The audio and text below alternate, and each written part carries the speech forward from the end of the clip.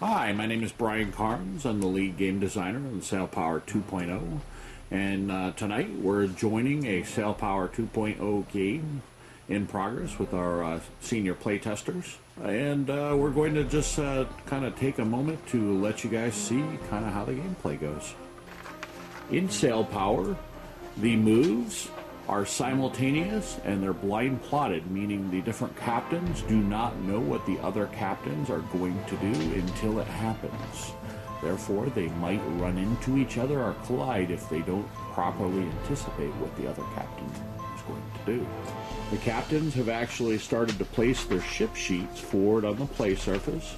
This indicates to the other players and to a GM, if there's a GM present, that the players are in fact ready to move.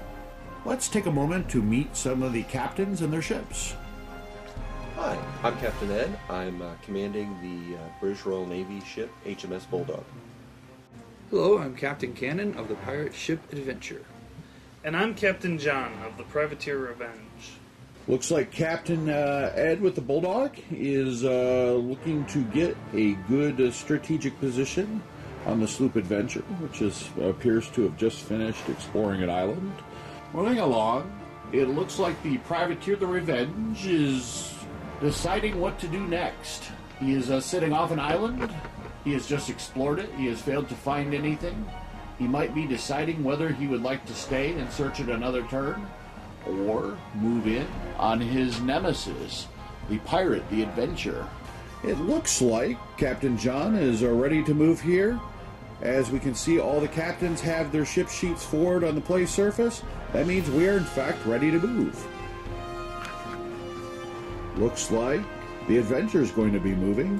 Looks like the Bulldog is going to be moving. I don't think the Revenge is going to be moving today. Players look like they're checking their plots to make sure they've recorded it correctly. You cannot change your plot except for an emergency turn facing, which requires a seamanship roll, so you have to keep to what you have plotted. You'll notice that they are turning turn facings. A ship gets to make a turn facing at the beginning of its movement, one at the end, and one for every time it moves its hull length, which is its turn delay according to the sheet. Looks like all the players have finished moving. At this point in the game, the GM would ask the players if they would like to spot. And even though I am doing the voiceover on this video, I think I'm also going to GM here. So, would anybody like to spot? Yep. Pretty much all the players would like to spot. What is spotting? Spotting is your chance to get to ask a question about your opponent that you might not know by rolling a die roll, rolling very high. The higher you roll, the more accurate of an answer you will get.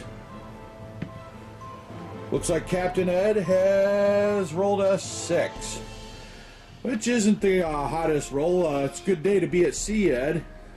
Looks like the Captain of the Adventure has just rolled, and he rolled an 8. What are you looking to find out about your opponent there? How many men on deck? Okay, accurate within 15. Your crew on deck, sir. 5. Now, Captain John, you can see by the smile on his face, is probably lying through his teeth. He is allowed to give a toleranced answer. The reason for that is the Captain of the Adventure didn't roll very well, so he didn't have a really good look at the deck, so he's allowed to give an answer that's not quite accurate. Coming over to Captain John here.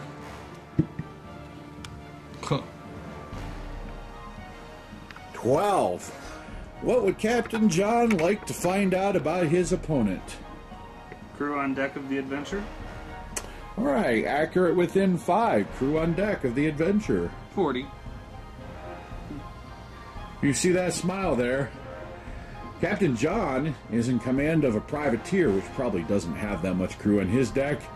He is putting on a brave face. So next phase would be the gunfire phase. This is where we fire cannons ship to ship. Players, do we have any cannon fire? Yeah. Bulldog has some cannon fire. No, that's happening. Adventure has some cannon fire. Revenge is like, I'm not worried. I have nothing at arc. Alright, so we measure the range between the ships. We measure from the center of the broadside of the ship firing to the nearest point on the center line of the target. We also check arc. Cannons tend to have a 90-degree arc of fire. That's 45 degrees off of top dead center of the cannon. Sort of like a giant butterfly field of fire. So they tend to not have many guns that can fire to the front or to the back. Certainly these have no front or back guns. Looks like the Adventure has probably a rake. Now in our original game we had Crossing the T. You players asked for rakes, which is, as you can see, this is a little off axis, so he doesn't quite have the T, but he does have a rake. So basically this will add damage rolls to his effective broadside, which is good for him because he only has 3 guns. So cannon fire is simultaneous here. We're all going to roll, and the roll on this is you're going to roll under a certain value. We're firing as a broadside, which actually adds a +2. We're all under optimum, I believe. Yeah. So it's going to be 12 or less. Let's do the Bulldog first.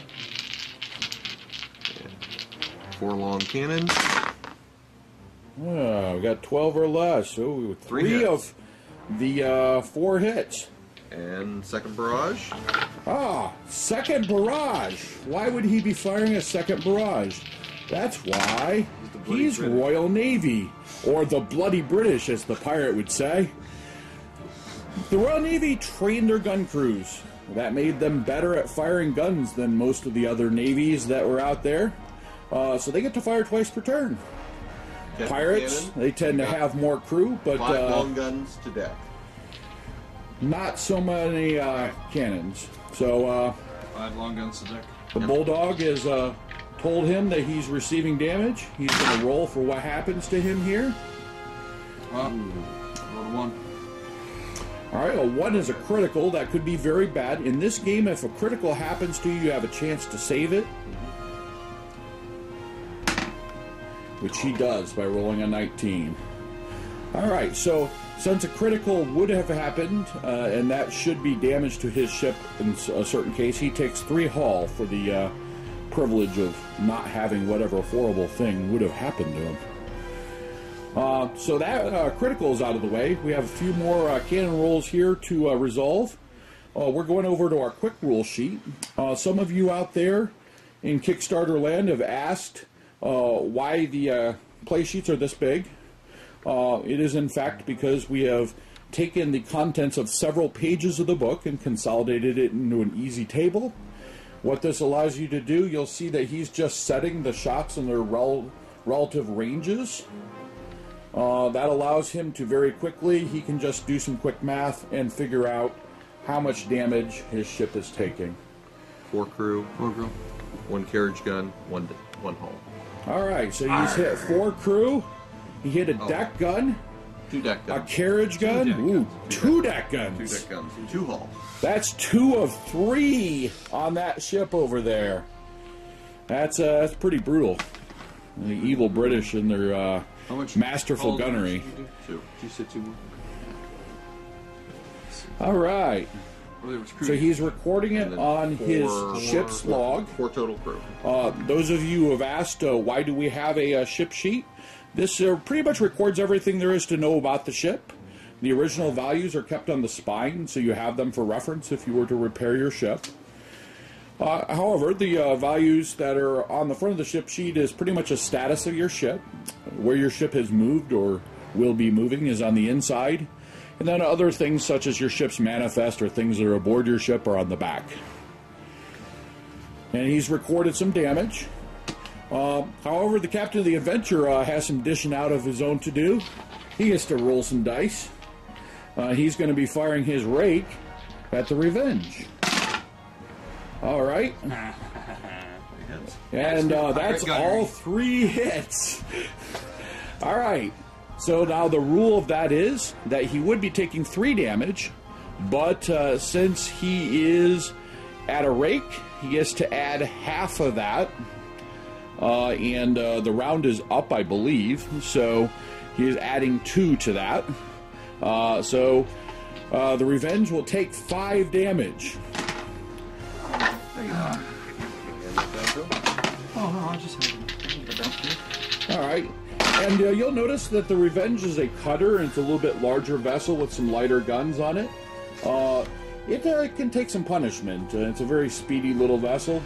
It's very suited for privateering work.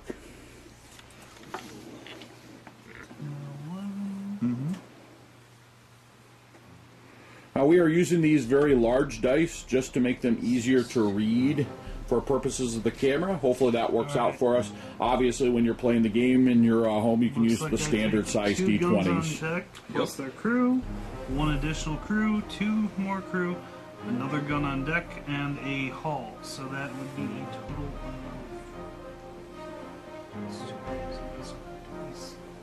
of 11 crew, 1 hull, and 3 guns. Wow, it's a very effective rake there. So those of you who have been asking for the rake, well, we hope we've delivered, so you get to deal a little bit of extra damage. It's basically half again, whereas the T would be double. Those of you who are new to the game, well, the T shot's pretty much the optimal position you can get in. That's double damage. The rake's not a bad secondary position, so if you're trying for it and you don't quite get it, you can still deal some extra damage. Moving along, it appears that we are done with cannon fire. We'd now be going to crew actions. Now, in this game, the entire play surface is searchable. We've done that to really just add a sense of adventure to the game. Captains in the Age of Sail, we're constantly putting in to forage for things, look for stuff, look for supplies. And of course, in pirate terms, there's always the high adventure of looking for treasure. So we have a treasure hunting system built into the game. And you can pretty much search anything you're adjacent to. We are not requiring you. We have small boats in the game, but if you're adjacent with your ship, we kind of assume in context of the gameplay that you're able to search it. So let's look and see if the ships have positioned themselves. The Revenge appears to have stayed put. They searched last turn. He's going to be searching with his boarding party, which is on the ship sheet. It's recorded right there. Looks like he has 10 guys. So since he has 10 guys, he has to roll an 11 or less to succeed at searching. And he does not. So his men are still looking to see what they can find in the island. He might want to reposition his ship if he's going to keep searching, or maybe do something to get out of this predicament he's in. Sometimes treasure hunting can be very dangerous. Moving along, it looks like the pirate sloop has in fact managed to position itself fairly close to an island. We're going to call that adjacent. Is he looking to treasure hunt? Does he have some guys on boarding? Oh, yeah. He's got 20 guys on boarding. And it's a good thing he has 20 guys because he needs 12 or less, and he just got 12 or less. Because I'm a pirate. All right. Captain of the Adventure succeeded in searching. His fellow adventurer will help him draw blindly from our treasure chest of treasure chest. These are small cast resin treasure chests. They're individually numbered. He's going to draw them blind. If he happens to pull one that is red, that is a guarded chest, meaning he'll have to choose whether he would like to fight for it or not. And it looks like, in fact, he has drawn 2 treasures that are just his for the taking, and one that he might have to fight for. Ah, gold coins. I will fight for them. He'll definitely fight for gold coins. Spoken like a true pirate. What else did I get? Barrels of rum. Arr. And... I rescued 10 men. Rescued 10 men. Awesome. So that'll be some scurvy crew to upgrade his already... 6 men protecting the chest. Alright, so if he would like to fight for the treasure chest, he's going to have to fight in our close combat system. Oh, right, the extra 10. I just rescued 10 more men, so I get not 20, I get 30. 30. Okay, Yes. 6 versus 30. Ooh. 4. It's a low